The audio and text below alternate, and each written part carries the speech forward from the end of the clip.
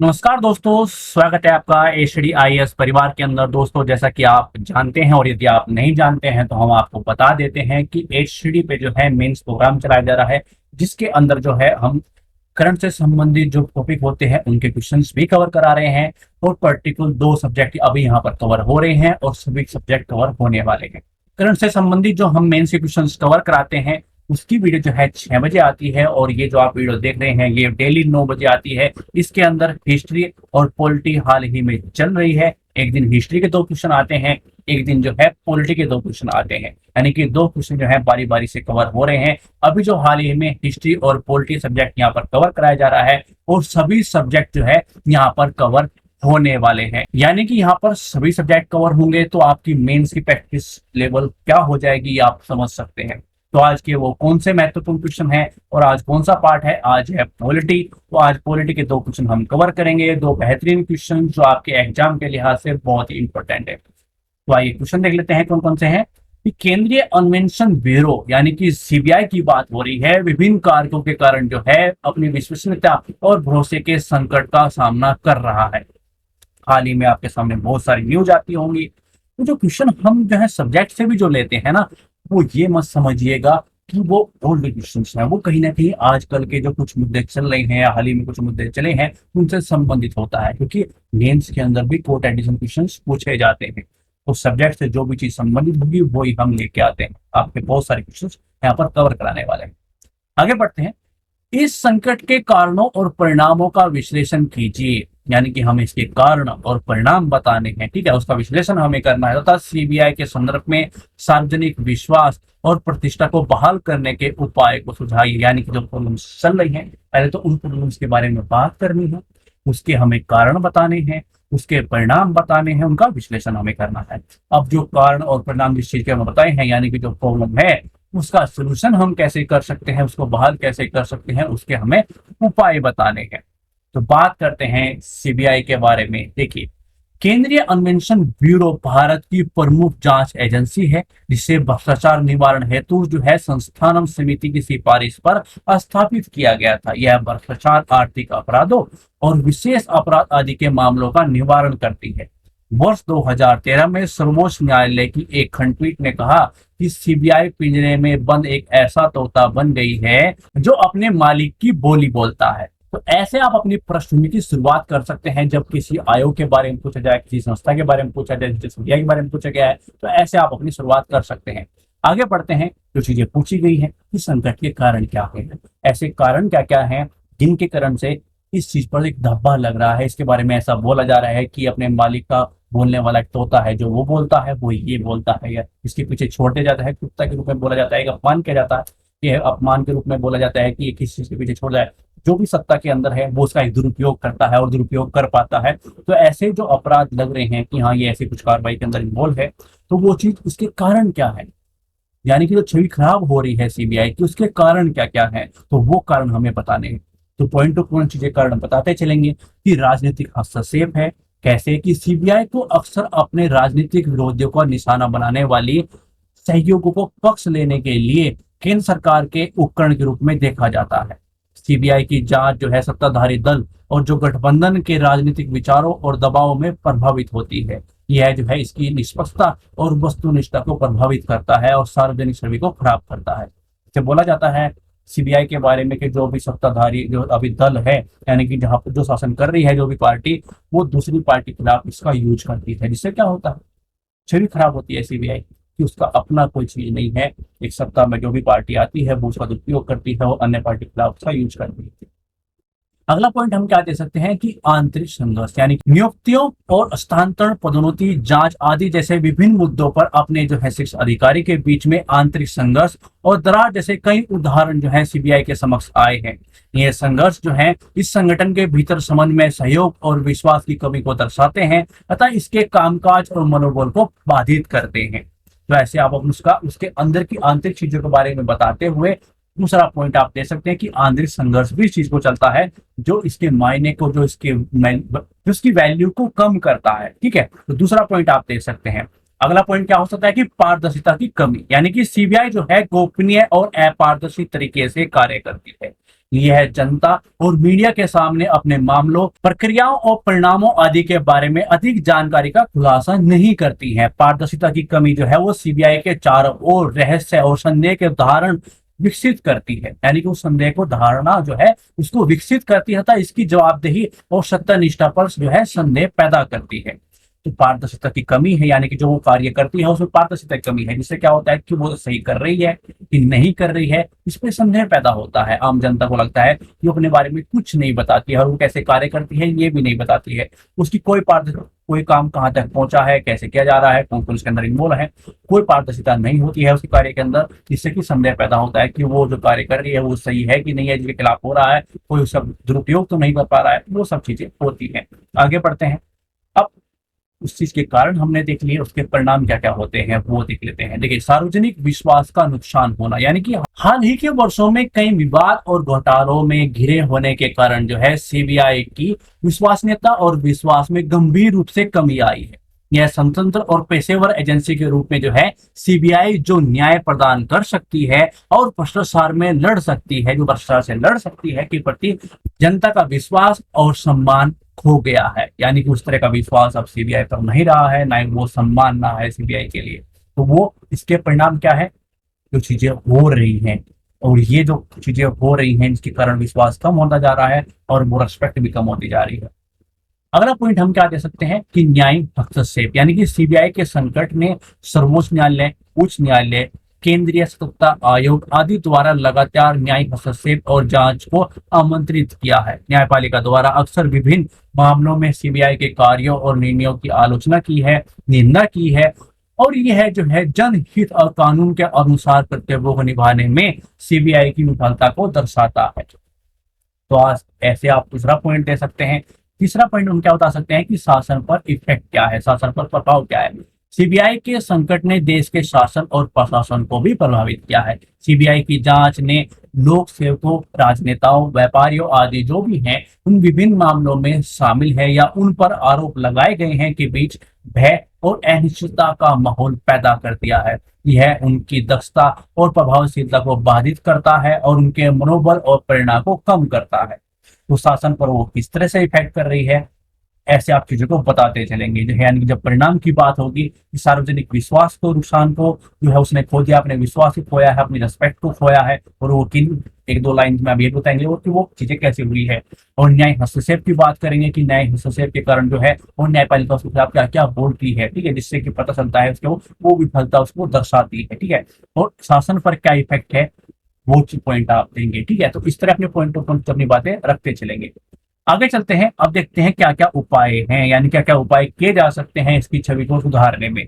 वैधानिक स्थिति, यानी कि एक अलग कानून बनाकर जो है सीबीआई को वैधानिक दर्जा प्रदान किया जाना चाहिए, जो उसकी शक्तियों, कार्यों, अधिकार क्षेत्र व सीमाओं को परिभाषित करता हो। यह इसके जो है अस्तित्व संचालन के लिए एक कानूनी आधार प्रदान कर इसके राजनीतिक हस्तक्षेप के अलग करेगा, ठीक है। ऐसी वैधानिक स्थिति हम क्रिएट कर सकते हैं। चयन स्थिति की बात करें तो सीबीआई जो है निदेशालय और अन्य जो वरिष्ठ अधिकारी इसके होते हैं, इसकी बात चली है, जो वरिष्ठ अधिकारी होते हैं उनकी बात चली है।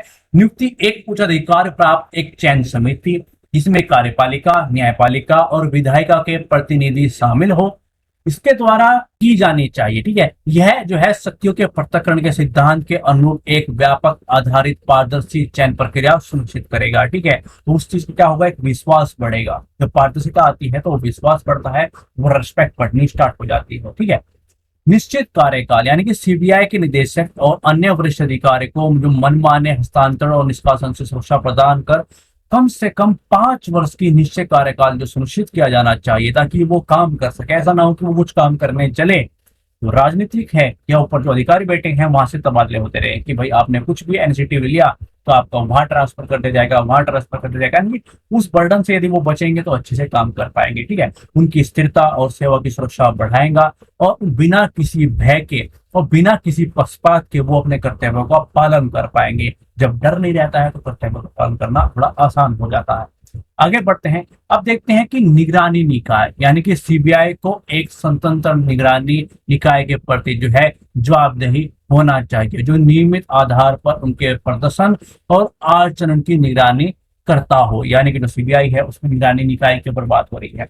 यह निकाय एक संसदीय समिति, एक वैधानिक प्राधिकरण हो सकता है जिसमें विभिन्न पृष्ठभूमि और विशेषज्ञ की सदस्य हो, यानी कि उनके सदस्य हो। ठीक है, इससे यह सुनिश्चित होगा कि सीबीआई कानून और जनहित के अनुसार कार्य कर रहे किसी भी चूक व उल्लंघन के लिए जवाबदेह होगा। यानी कि इस तरह का एक निकाय बनाना, उसमें कुछ सदस्य को लेके आना और वो जो कार्य करे वो उसके प्रति जवाबदेह हो, वहां पर अपना जवाब रखें। ठीक है, उसकी जवाबदेही बढ़ेगी तो क्या होगा, उन पर विश्वास बढ़ेगा। ठीक है, जब वो विश्वास बढ़ेगा तो उनकी रिस्पेक्ट भी बढ़ेगी। अब बात करते हैं निष्कर्ष पर, यानी कि निष्कर्ष में इसमें क्या दे सकते हैं। देखिए, सीबीआई भ्रष्टाचार से लड़ने, जवाबदेही सुनिश्चित करने और न्याय देने की महत्वपूर्ण भूमिका निभाती है।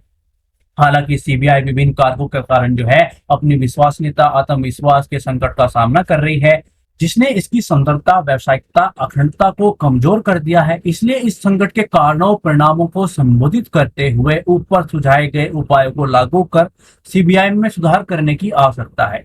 यह सीबीआई के सार्वजनिक विश्वास और प्रतिष्ठा को बहाल करेगा। इससे अपने जो है जनादेश का मिशन को प्रभावी ढंग से कुशलता से पूरा करने में सक्षम बनाएगा। जब कोई किसी भी आयोग के ऊपर, किसी निकाय के ऊपर, सीबीआई के ऊपर जो है इस तरह का क्वेश्चन आए और बहुत सारी चीजें पूछी गई हैं कि आप उपाय बताइए, जब कुछ थोड़ा सा कुछ हार्ड क्वेश्चन होते हैं जिनके कुछ फैक्चुअल चीजें आपको याद करनी होती है कि भाई अब कोई आयोग है और जिसकी इतनी प्रतिष्ठा है, सीबीआई को कौन नहीं जानता है, तो इस तरह की चीजें सामने आती हैं तो बहुत बहुत सारे पॉइंट्स आपको याद करने होते हैं। इस तरह के क्वेश्चन थोड़े फैक्चुअली हार्ड होते हैं। ठीक है, और उसके लिए आपको क्या करना होता है, बार बार बार बार बार बार बार बार चीजों को रिपीट करोगे तो देखो, एक बार में बोला जाता है कि आइंस्टीन को भी 18% की याद होता था।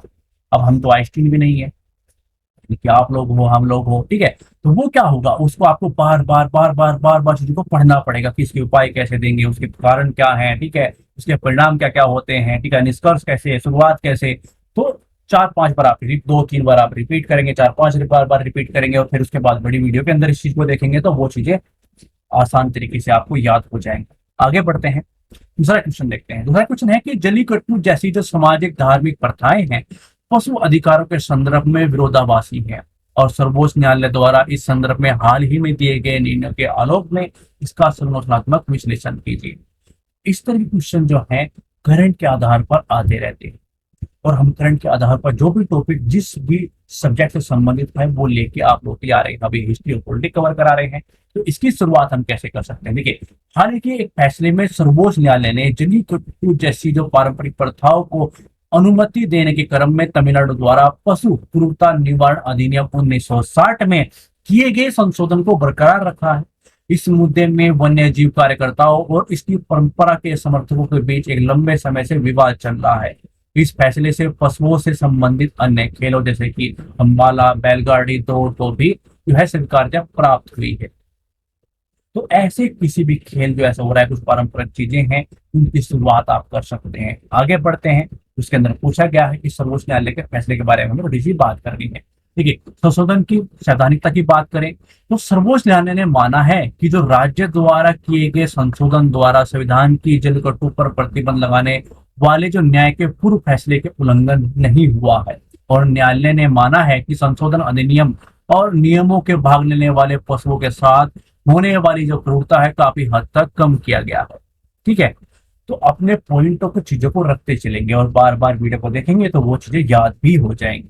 अब बात करते हैं संवैधानिक प्रावधानों के अनुरूप होना, यानी कि इस फैसले में पुष्टि की गई है कि 2017 का जो संशोधन अधिनियम संविधान की 7वीं जो समवर्ती सूची है, 7वीं के अंदर समवर्ती सूची आती है, उसकी प्रविष्टि 17 और अनुच्छेद 51 के 1G के अनुरूप, हालांकि इसमें स्पष्ट किया गया है कि सांस्कृतिक परंपरा के नाम पर कानून का कोई उल्लंघन है जो होगा तो वो दंडनीय होगा। ठीक है, अगला पॉइंट हम क्या दे सकते हैं कि विधानसभा बनाम न्यायालय, यानी कि न्यायालय ने फैसला दिया है कि जलीकट्टू के सांस्कृतिक विरासत की स्थिति का निर्धारण जो है कौन, विधि न्यायालय के बजाय कौन करे, विधानसभा की जिम्मेदारी होनी चाहिए। और इस दृष्टिकोण से पता चलता है कि न्यायालय जो है लोकतांत्रिक विचार विमर्श के माध्यम से सांस्कृतिक प्रथाओं और पशु कल्याण को संतुलित करने की आवश्यकता को पहचानता है। ठीक है, तो जैसे आप अपने पॉइंट टू पॉइंट चीजें रखते चलेंगे कि भाई ये है और आंकड़े देते चलेंगे, यानी कि जो आपने बात रखी उसका प्रमाण भी मिलता चलेगा, तो एग्जाम को समझ में भी आता चलेगा कि जिस तरह के क्वेश्चन पूछे गए हैं वो चीजें उन्हें बताई है। देखिए हर तरह के क्वेश्चन आते हैं, कुछ वो होते हैं जो आपको कंसेप्चुअली रखने होते हैं, कुछ ना कुछ उसमें फैक्ट चीजें आ जाती हैं, बहुत ज्यादा फैक्ट चीजें आ जाती हैं, तो वो चीजें आपको याद रखनी होती है। तो फैक्ट और कंसेप्ट और जो कहानी के रूप में जो चीजें होती हैं, सब चीजों को साथ में लेके चलना होता है कि भाई वो कंसेप्चुअल चीजें हैं, वो चीजें मैं याद रख लूंगा, वो जो है समझने वाली चीजें हैं। कुछ जो चीजें हैं वो आंकड़े होते हैं, कुछ बातें होती हैं जो रखना इंपॉर्टेंट होता है, तो उनको हमें याद ही रखना होता है। आगे बढ़ते हैं। अब देखते हैं कि जल्लीकट्टू के पक्ष में क्या क्या तर्क दिए गए हैं। अब कोई चीज हो रही है, उसी कुछ परख में होंगे, परख में कुछ उसके पक्ष में होंगे, कुछ उसके विपक्ष में होंगे। तो पक्ष में क्या तर्क है कि सांस्कृतिक और धार्मिक महत्व, यानी कि जल्लीकट्टू तमिलनाडु की जो है संस्कृति में गहराई से निहित है और इसे सभी पृष्ठभूमि के लोगों द्वारा माना जाता है, यानी उसको जो वो जो संस्कृति है, जो परंपरा है, उसको मनाया जाता है और सभी लोग मनाते हैं। और इसके समर्थकों का तर्क है कि यह सांस्कृतिक विरासत और सामुदायिक भावना को संरक्षित करने में महत्वपूर्ण भूमिका निभाता है। और विनय में सुधार, यानी कि जब हम किसी पक्ष में बात करेंगे तो भी हम पॉइंट टू पॉइंट ही चलेंगे कि भाई पक्ष में बात कर रहे हैं तो कहानी के रूप में नहीं लिखेंगे, पॉइंट टू पॉइंट लेके चलेंगे तो चीजें आसान हो जाएंगी उस बंदे के लिए जो आपको कॉपी चेक कर रहा है। पूर्ण प्रतिबंध लगाने के बजाय इसके समर्थक जो है जल्लीकट्टू के विनियमित करने और सुधारने के एक सुझाव देते हैं ताकि जो है मनुष्य और पशुओं दोनों ही कल्याण को सुनिश्चित किया जा सके। और इसके समर्थक दावा करते हैं कि इससे स्वदेशी पशुधन नस्लों के संरक्षण को महत्व मिलने के साथ जो है करुणा और मानवता को बढ़ावा मिलता है। तो ऐसे अपने जो पक्ष में तर्क हैं वो बता दिए, अब इसके विपक्ष में जो तर्क हैं वो सुन लेते हैं। ठीक है, पशुओं में निहित अधिकार, यानी कि इसके विरोधी जो है वो तर्क देते हैं कि पशुओं में सहित सभी जीवों के अंतर्निहित रूप से स्वतंत्रता, जिससे कि संविधान द्वारा मान्यता भी दी गई है। उनका तर्क है कि मनोरंजन के उद्देश्य से जानवरों पर जो क्रूरता करना है नैतिक रूप से गलत है और यह जानवरों के अधिकारों के अनुरूप नहीं है। पॉइंट तो सही है, ठीक है, मगर वो अपने हिसाब से सही है, ये अपने हिसाब से, यानी कि वो अपने तरफ दे रहे हैं, ये अपने तरफ दे रहे हैं। आगे बढ़ते हैं कि इनका अगला तर्क क्या है, ठीक है, जो इनके विपक्ष में है। सुरक्षा चिंता, यानी कि जल्लीकट्टू में लोगों और सांडों दोनों की मौत और इनकी चोट लगने की घटनाएं हमें देखने को मिली। इससे आलोचकों का दावा है कि सांडों के प्रति आक्रामक व्यवहार और अत्यधिक क्रूरता का कारण बनता है, जिससे जो है प्रतिभागियों और पशुओं को जोखिम उत्पन्न होता है। ठीक है, तो दूसरा पॉइंट उन्होंने क्या दिया कि सुरक्षा भी इस प्रकार की चिंता है, यानी कि इसके अंदर जो है वो सुरक्षा नहीं है। और जो लोगों के मनुष्य जो इसके अंदर इन्वॉल्व होते हैं, जो इस गेम में इन्वॉल्व होते हैं, और जो सांड इसके अंदर इन्वॉल्व होते हैं, दोनों की चोट भी लगी है और उनकी मृत्यु भी हुई है। ठीक है, अतार्किक प्रथाओं को समाप्ति से तुलना, यानी कि आलोचक जो है वो बोलते हैं कि जल्लीकट्टू सती प्रथा, दहेज तथा जैसी जो अतार्किक प्रथाओं को एक साथ रखकर देखते हैं तथा उनकी क्रूरता वाली जो सांस्कृतिक प्रथाओं को खत्म करने के क्रम में कानून की आवश्यकता पर प्रकाश डालते हैं कि इस तरह की चीजें पहले भी हुई हैं जिनको कानून बनाकर खत्म किया गया है और ये भी उसी प्रकार की है, इसको भी कानून बनाकर खत्म कर दिया जाए। यानी कि वो कुछ चीजें ली है पिछले टाइम पीरियड की, वो भी सांस्कृतिक परंपराएं ही थी, ठीक है, जो क्रूर थी और गलत थी, और उनके साथ इस चीज को मिला के दिखाया गया है कि ये भी इसी तरीके की है, पुलिस इसके ऊपर कानून बनाकर इसको खत्म करती थी। वो अपने इस बारे में तर्क दे रहे हैं क्योंकि उस चीज के विपक्ष में है। आगे बढ़ते हैं, अब चलते हैं निष्कर्ष की ओर। ठीक है, जल्लीकट्टू पर सर्वोच्च न्यायालय का हालिया फैसला जो है सामाजिक धार्मिक प्रथाओं और पशु अधिकारों के बीच में है संघर्ष के प्रति सूक्ष्म दृष्टिकोण को दर्शाता है। इन संशोधन को बरकरार रखने के साथ जो है न्यायालय ने पशुओं के प्रति क्रूरता को रोकने के महत्व पर जोर दिया है तथा सांस्कृतिक परंपरा के नाम पर कानून के किसी भी उल्लंघन को हतोत्साहित किया है।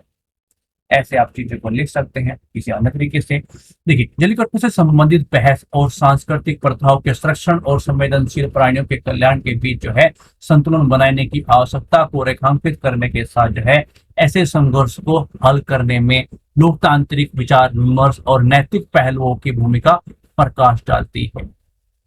किसी तरीके से भी अपनी प्रश्न आप लिख सकते हैं। तो हमारा यह प्रयास आपको कैसा लग रहा है प्लीज कमेंट कीजिएगा। लगातार हम चीजों को सब्जेक्ट कवर कराते चल रहे हैं। यदि आप चीजों को अभी जुड़ जाएंगे और उन लोगों तक अभी वीडियो पहुंचा देंगे तो उनकी कुछ चीजें छूटेंगी नहीं। तो प्लीज इन वीडियोस को शेयर कर दीजिए, उन लोगों तक पहुंचा दीजिए जिनकी इनकी जरूरत है। कि यहाँ पर हिस्ट्री पॉलिटी जो है हाल ही में कवर हो रही है, वो उनकी वीडियोज आ रही हैं, वो आगे जो है सभी सब्जेक्ट की वीडियो आने वाली है। ठीक है, यहाँ पर बहुत कुछ आने वाला है, सब्जेक्ट स्टार्ट होने वाले हैं जहाँ पर पूरे पूरे सब्जेक्ट आपको मेंस पर्सपेक्टिव से एग्जाम पर्सपेक्टिव से ये कवर होंगी। यहाँ पर बहुत कुछ आने वाला है। प्लीज इस चैनल को उन लोगों तक, उन ग्रुपों में सेंड कर दीजिए कि यहाँ पर हमारी फ्री में बहुत सारी चीजें कवर होने वाली हैं। ठीक है, तो थैंक्स फॉर वॉचिंग, धन्यवाद।